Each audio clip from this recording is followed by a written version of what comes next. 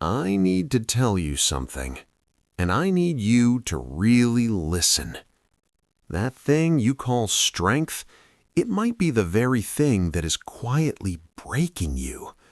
You think staying silent makes you strong. You think holding it in makes you mature. You think not reacting makes you wise. I used to believe that. I'm 79 years old now, and for most of my life, I thought strength meant endurance. Take it, carry it, don't complain, don't cry, don't burden anyone. Be solid, be dependable, be unshakable. That's what I was taught. So I became the quiet one, the calm one, the one who never made a scene, the one who swallowed his anger, swallowed disappointment, swallowed hurt. And do you know what happens when you swallow everything? It doesn't disappear. It settles, and it waits. Let me tell you what nobody tells young men and strong women. Silence is not strength. Sometimes silence is fear wearing a mask. Sit with me for a few minutes, because what took me 60 years to understand, I'm going to give to you now, and maybe you won't lose as much time as I did. I grew up in a house where emotions were inconvenient. My father never raised his voice, but he never opened his heart either. If something hurt, you handled it. If something bothered you, you ignored it. If something broke inside you, you fixed it quietly. That was strength. I remember being 12 years old. I came home from school one day after being humiliated in front of my class. I wanted to tell someone. I needed to tell someone. But I looked at my father sitting at the kitchen table, exhausted from work, and I swallowed it, because strong boys don't complain. That was the first brick, then another, and another. By the time I was 30, I had built a wall so thick even I couldn't see through it. People called me calm, stable, reliable. What they really meant was I never let anyone see me. And here's the dangerous part. When you hide your pain long enough, you forget it's even there. But it's there. Oh, it's there. And one day, it asks to be paid.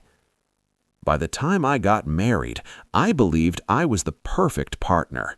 I didn't shout, I didn't argue, I didn't create drama. If something upset me, I let it pass. If something hurt me, I told myself it didn't matter. That's what strong men do, right? My wife used to say, "I never know what you're thinking." I thought that was a compliment. I thought mystery meant depth. I thought silence meant control. But silence is not connection. It's distance.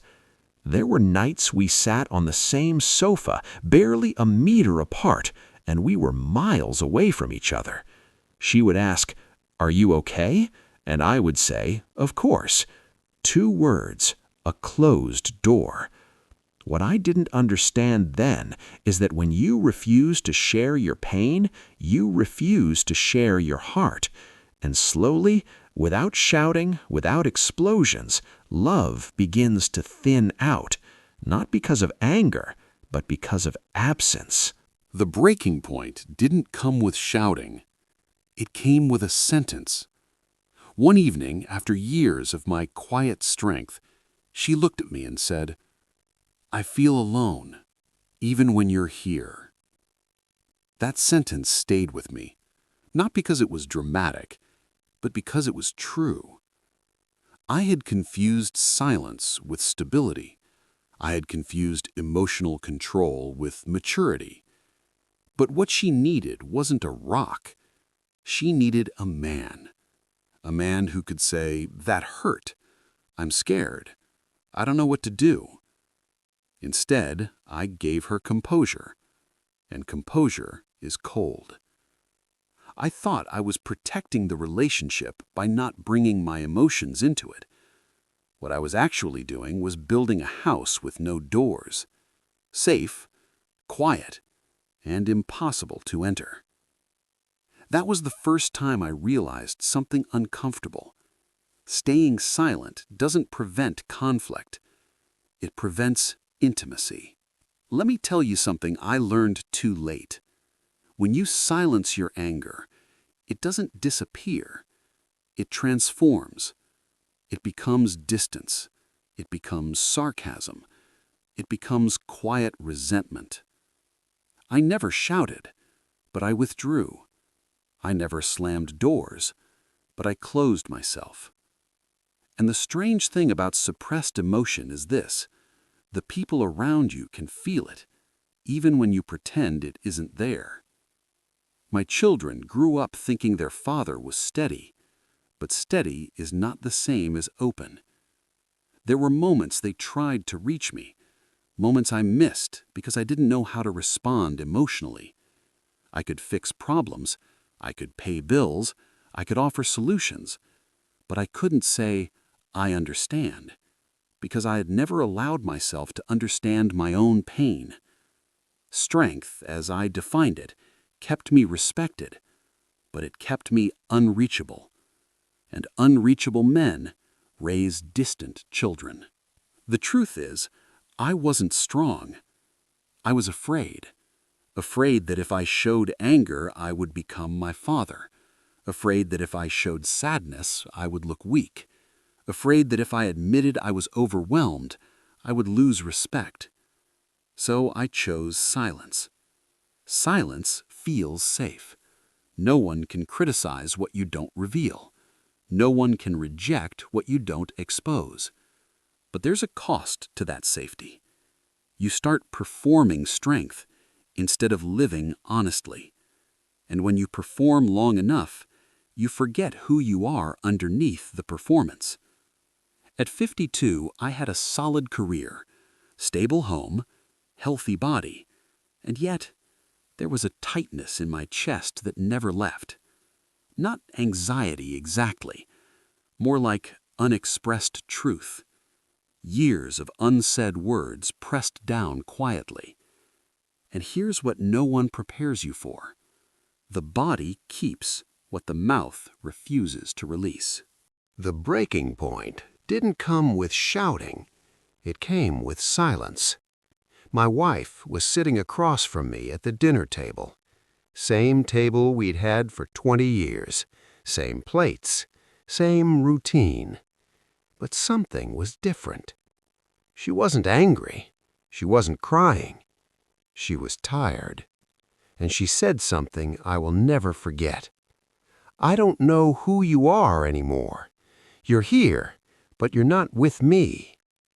That sentence didn't hit me immediately. I nodded, defended myself, told her I was just stressed, busy, responsible. But later that night, lying awake beside her, I realized something terrifying. She was right. I had spent decades being strong for everyone, but I had never been open with anyone, not even the woman who shared my life. Strength had built my career. It had built my reputation, but it was quietly destroying my connection. And for the first time in my life, I wasn't sure my silence was protecting anything at all. That night, I understood something I had avoided my entire life. Silence doesn't protect love. It starves it. I thought I was being steady. I thought I was being dependable. I thought I was shielding my family from my stress, my doubts, my fears. But what I was really doing was shutting them out. You see, when you never share your struggles, people don't feel safe sharing theirs. When you never admit weakness, others feel alone in theirs. My wife didn't need a strong man at the table. She needed a real one. Someone who could say, "I'm overwhelmed. I'm scared. I don't have it all together." And I had no idea how to say those words, because for 60 years I had trained myself not to feel them. That's the danger of silent strength. It makes you impressive, but it makes you unreachable. And what is the point of being admired if no one truly knows you? It took me years to learn how to speak again. Not loudly, not dramatically, just honestly. The first time I told my wife, "I don't feel okay," my voice actually shook. 70 years old, and I felt like a child learning his first words. But something unexpected happened. She didn't lose respect for me. She moved closer. That's what I had misunderstood my whole life. Vulnerability doesn't weaken connection, it creates it. All those years, I believed people admired my composure.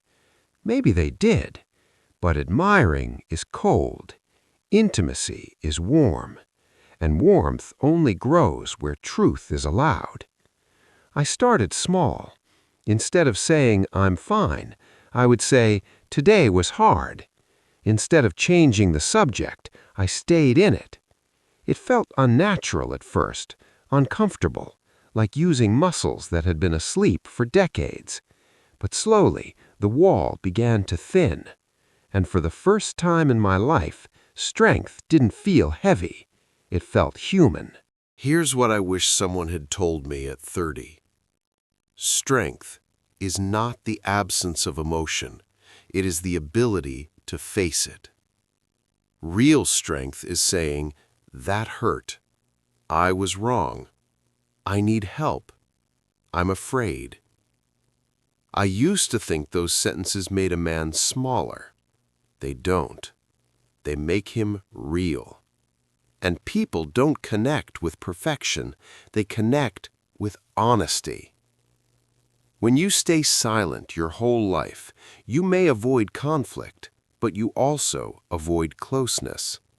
You avoid being fully known.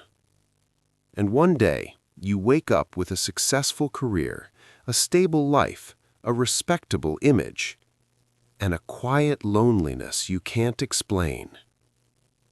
That loneliness isn't because you failed. It's because you hid.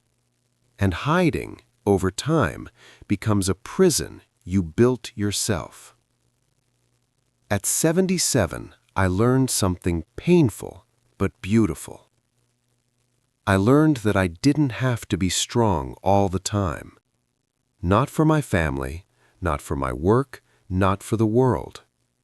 And especially not for people who would never truly see me. You are not responsible for carrying the emotional weight of everyone around you. You are allowed to rest. You are allowed to speak when you are tired. You are allowed to say no. Being kind does not mean being silent. Being strong does not mean suffering alone. The world doesn't need more people pretending everything is fine. The world needs people who are honest about what they feel. Because honesty is where real connection lives. I spent most of my life believing silence was dignity. Now I know something else. Sometimes silence is just fear wearing the face of control. So listen carefully, because this is the last thing I want you to remember. You don't have to be the strongest person in every room. You don't have to carry every burden alone. You don't have to hide pain to appear wise. And you don't need to prove your worth through achievement, money, or silence. I spent decades believing strength meant control. But real strength is peace. Real strength is looking in the mirror and saying, "I am not perfect, but I am enough." Not tomorrow, not after success, not after approval. Right now. If you are always waiting to feel worthy, you will spend your life postponing living. Because the truth is simple. You are not a project that needs finishing. You are a life that needs experiencing. Stop thinking you must earn the right to exist fully. You already have it. And maybe, just maybe, the strongest thing you can do is stop hiding who you are